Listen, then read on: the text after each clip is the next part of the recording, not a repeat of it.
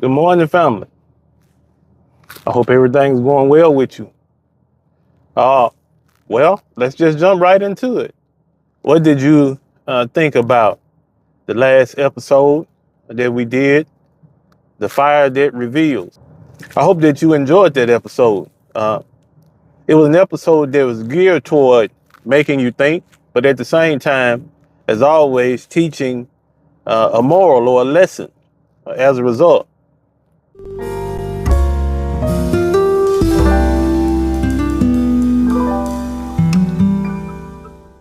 So let's get into the meaning behind the fire that reveals.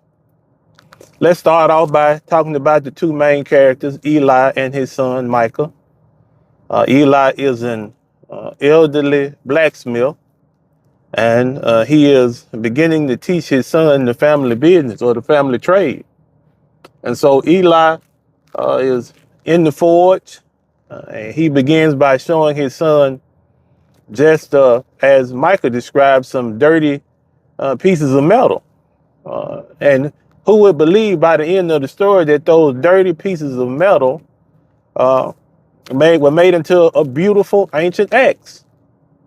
And so the process that was used for the transformation of that metal is something, in my opinion, that's very noteworthy.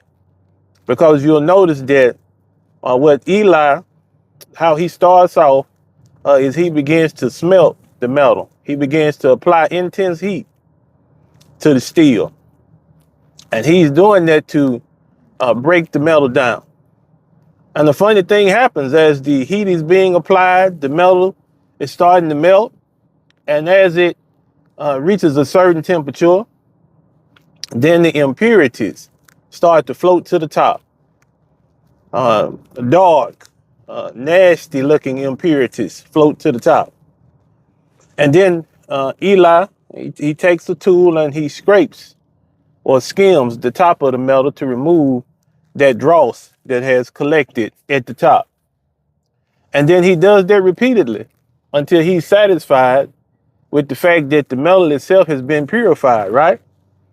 And then he begins to take that soft metal, that pliable metal, he applies a mold, he uses the soft metal and pours it into a mold. And then after sufficient time of it cooling down, maybe by using water to drench it, he begins to hammer on it. He begins to forge it. He begins to give it shape, sharpen it. And then finally, we see that he attaches an oak handle to the tool. And so now the tool can be used for various things, for chopping wood, for protecting a family, for numerous things. And so what is the point of all of the characters and the symbolism that's used in this particular story? Well, for one thing, the story itself, it really is a metaphor for life, really, the story as a whole, because the fire itself represents trials, it represents difficulties, it represents situations that we are put in that make us take a different look at life, maybe look at life in a different way. Trials, that's what the fire represents. Well, you'll notice that trials do two very important things. The first thing is trials show you who you are. So what do I mean by that?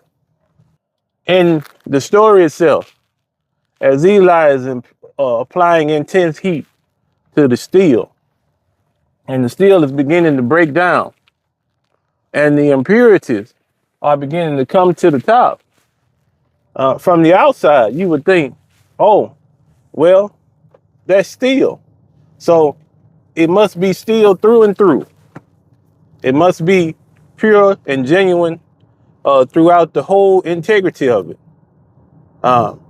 It must be only steel, no impurities. If you look from the outside, apart from the dirt that was on it. But what that fire does, that intense heat, it brings out what's inside, what can't be seen from the naked eye. It brings it into sharp focus as to what the person is, what qualities they have. And so now you're able to look at yourself completely because of the trial that you face, the fire that you're going through. And it's going to reveal to you your best qualities. And sad to say, it's going to also reveal your worst qualities. It's going to show you who you are. Just like the intense heat showed Eli and Michael what was really in that steel, what was really there. And so the process of purifying, taking a tool and skimming off the dross, skimming off all of the excess, the impurities, that's something that we have to do. When we identify within ourselves, after we've taken a good honest look at ourselves and the trial has revealed what's really going on, then we can remove those negative qualities in our personality. And what do I mean by that? Maybe the trial helps you to appreciate that you're impatient and you need to work on patience. Maybe the trial helps you to appreciate that you respond in anger too quickly. Maybe the trial helps you to appreciate that you don't act as quickly as you need to act because you're indecisive. Whatever the trial may be, whatever the difficulty may be, it reveals itself because of the difficulties involved in the trial. It allows you to see who you are clearly. And so then you can take positive steps. You can say, okay, well, I'll work on patience. I'll work on self-control. I'll work on being more decisive as a man. And then you can put a plan into action and you can see the progress that's involved after you've decided to make those changes. Because what you're basically doing is you're becoming a better person. You're becoming a better person. And the trials assist you in that. But now, I also said that it did two things, right? So what's the second thing that it does? It helps you to see the integrity of the people around you. Sad to say, a lot of times the individuals that are around us are only there, it would seem in some circumstances, they're only there when things are good. They're only there when you look around and you don't have major difficulties, right? That's the only reason why they're there, or they're there because there's some way that they benefit from being in association with you. And when trials hit you, then the thing that benefited them may dry up. It may evaporate. It may not be accessible to them anymore because you're going through this difficulty. And so what you'll notice is people show you who they are. Some people stay with you. Some people work hard to help you get back to where you were or even in a better place in life. And some people simply walk away. They simply walk away. But now what we want to focus on, even though that's the truth, what we want to focus on is how the trial is positive, how it helps, how it assists us. And the main way that it does it is, as we talked about, it brings those negative qualities to the fore. It helps you to see what you need to work on to become a better person, what you need to work on to become a better man, a better provider, a better protector, a better teacher. And as a man, those are qualities that really, really can make life better for ourselves and those around us. Now, as I was writing the episode, I did a little research. You know me, I'm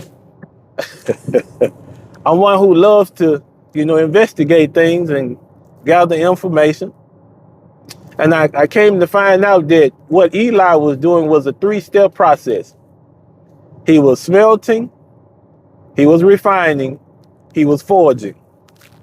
An interesting thing about it is that when a metal, when a steel, any kind of ore goes through that particular process where there's intense heat applied, the impurities are removed, and then the ore is shaped or forged into something useful.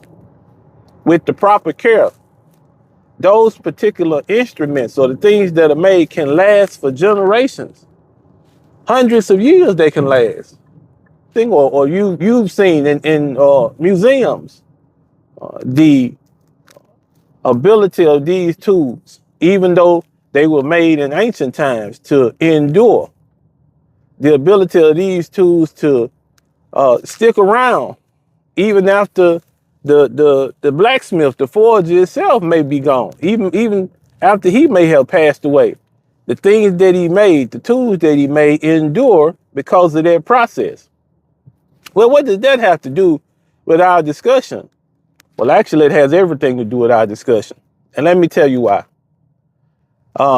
If we continue to submit ourselves to improvement, to removing impurities from ourselves, the negative attitudes, the bad habits, maybe the way that we carry ourselves, the way that we speak, the actions that we choose to take, if we remove as much as we possibly can the negative elements of those things, then life is inevitably going to become better. Not just for us, but for everyone around us. It's going to become better. And being able to look at life from that vantage point will make life a lot more tolerable. In life, there are going to be trials, there are going to be difficulties, there are going to be things that you have to deal with. But your ability to transmute, there's that word, transmute the trial into a victory has to do with how you look at your situation. And if you're looking at your situation as an opportunity to pull the best out of yourself and to get rid of the worst, then, like I mentioned, life is going to get better. It's going to get better. It's going to be more enjoyable because trials, they won't restrict your joy. They won't cause you to become downhearted because you're in a situation that maybe is not the best situation. The situation could be better. People around you could be better. But because of the fact that you approach life with the notion that you're going to transmute your trials, your difficulties, your problems into something positive and useful, then you'll be able to endure in a much, much better fashion. And then too, what it helps you to do is to be realistic. I hope. And looking at that story, you see that trials, difficulties, problems, they're inevitable. They're going to come along. They're going to face you. They're going to put you in situations that may take you by surprise. You're going to be put in situations that are going to be difficult to deal with, hard to understand, hard to figure out. But if your goal is to transmute the situation into something positive, something good, and what I mean by that is if your goal is to face this situation with the thought process that I'm going to endure the situation, but in the meantime, let me pick up the qualities and the traits that will allow me to be more successful the next time this particular problem comes up. See, now you're taking the negative and you're transmuting it into something that's positive. And I think that's a powerful lesson because a lot of times as humans, we get so stuck on the difficulties that we face, the negativities that we face, that we forget the positives. And we forget that we as humans are born with a tenacity that will allow us to overcome the difficulties that we face. But we have to have the right attitude. If you're going into the situation already defeated, if you're going into the situation feeling, oh, I won't be able to meet the challenge of this situation, then that's what's going to happen, more than likely. But if you go into the situation saying to yourself, okay, I have the tools I need, I have the wisdom I need, the knowledge I need, I have the fortitude that I need to endure this situation and to come out the winner on the end, then most likely that's what's going to happen also. So it's necessary for us to choose what we're going to do.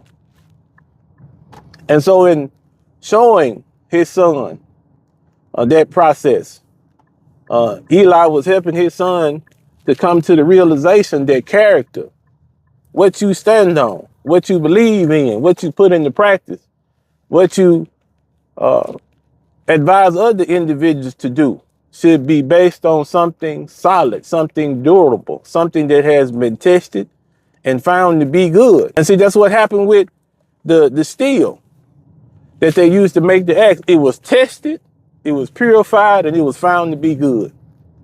And so that's the kind of thought process that we want to have. As men, absolutely. We want to steel ourselves. We want to subject ourselves to situations that initially we might be afraid of. We might believe that we can't handle it. Having the notion that you're going to push through, having the notion that you're going to take this situation and transmute it into something that's good will help you to endure no matter what the cost may be. You can make it. And the more you endure, the more you put into yourself, the better person you'll become. And then you can set an example for your children and your family and those around you. So now you know what's about to happen now. I got to go to work, man.